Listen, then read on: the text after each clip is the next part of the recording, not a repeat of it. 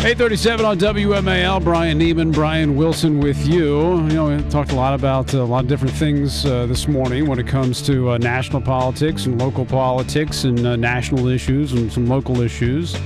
I know that the Dianne Feinstein soundbite, I find to be one of the more interesting things we've heard in quite some time, because if you didn't hear Dianne Feinstein, who is the Democratic leader on the Senate Intelligence Committee. In case you don't know, and the Senate Intelligence Committee is that one committee on Capitol Hill. There are two, actually. I think there's the committees that do the ethics investigations, and then there's the Intelligence Committee, which are evenly divided. Mm-hmm. They're not apportioned per, like the majority party gets more than the minority party. It's equal. So you don't have a chairman. You have a Democratic leader and a Republican leader. She said yesterday in front of microphones, it was to the World Affairs Council in a forum there, said that she thinks that some of these leaks on national security issues are coming directly from the White House. Take a listen. I think the White House has to understand that some of this is coming from its ranks.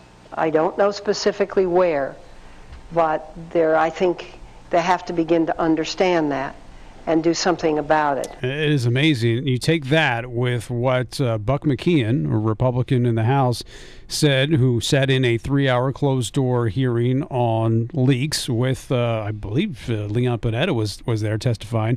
And McKeon came out saying, quote, "I feel pretty secure that the Pentagon was not involved." All right, so you have Buck McKeon, who attends a closed-door session where Pentagon officials, and the Secretary of Defense says, "I'm pretty sure it's not the Pentagon." Mm-hmm. And you got Dianne Feinstein saying, "I think the president needs to own up to the fact that some of this is coming from within his own ranks."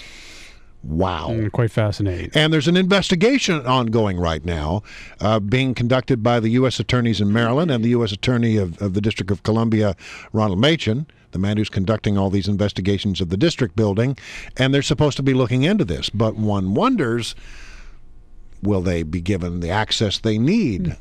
Or here's one other possibility, that the president has the ability to say anything is hereby unclassified. Well, if that's the case and that gets out, then that's going to be major problems for the president, I would say. Whether it's before the election or after. But what if the only thing that comes out of it is there was no breach of national security? Well, that's what I'm. If they come back, if the Justice Department lawyers come back and say we can't pin this on anybody, we have no idea where it came from or anything of that nature, then you're going to have to play this Dianne Feinstein cut again and say, well, exactly what did you mean? And who were you looking at this? She knows more than she's saying. Yeah. Larry Kudlow joins us now, host of the Kudlow Report, CNBC, 7 o'clock. You can also hear him on the radio, 7 o'clock on Saturday nights here on WMAL. Larry, Tim Geithner said, I guess it was yesterday on Charlie Rose's show, the PBS show, that if we had this tax increase, meaning that if the Bush tax cuts were not extended, and if we have the sequestration, there would be serious damage to the U.S. economy.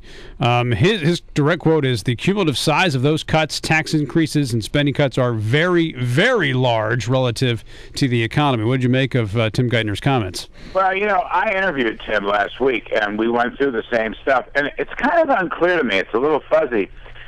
He wants some tax increases, that's okay, but he doesn't want spending cuts. That's not okay.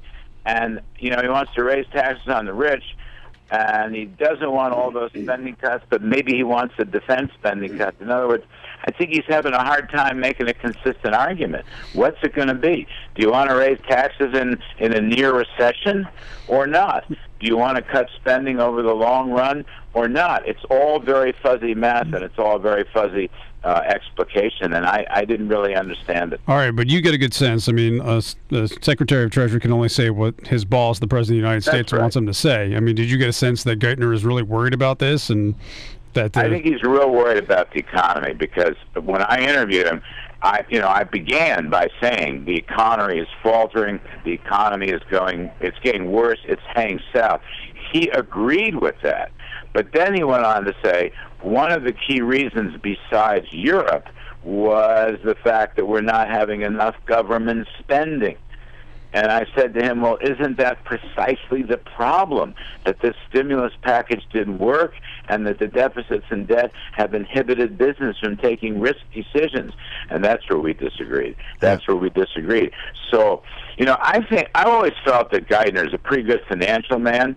I might add he's a personal friend, and I like the guy, but I don't think he's much of a macroeconomist. I think that's the problem, and I think he has to toe the White House line, and that's the second problem.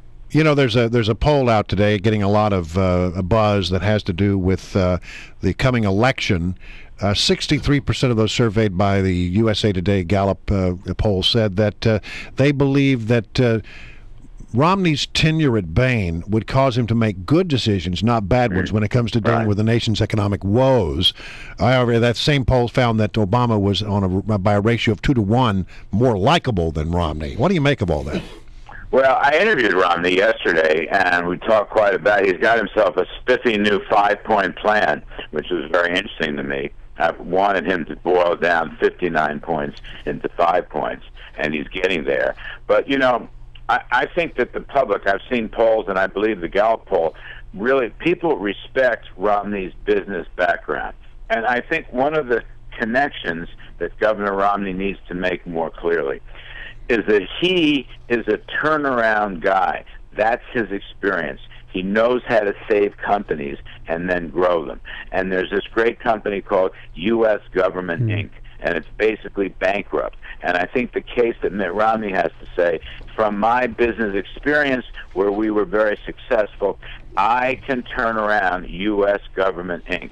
I can save this company, and with my tax cuts and my deregulation and my balanced budget ideas, I can grow this company the way it hasn't grown in many years. So I think the idea of a turnaround is something he needs to emphasize more. That's what he did for a living. He can do it again now. All right, Larry Kudlow, host of the Kudlow Report on CNBC, and of course the Larry Kudlow Show on WMAL, which can be heard Saturdays at 7 p.m. Thanks, Larry. Thanks very much. Always good to have you. Now, don't you think, you have that the poll from USA Today, we talked about Scott Rasmussen, and if it's all about the economy, doesn't that lean towards Mitt Romney just, breezing through on November 6th, 2012? You keep talking like you think I'm wrong, and you may. And listen, this is one where I actually hope I am wrong, but I don't think I am. Right. And if you just want to put a little money on it, a little side wager here, wow, we'll have a little discussion about that off mic. That would be illegal. I never break.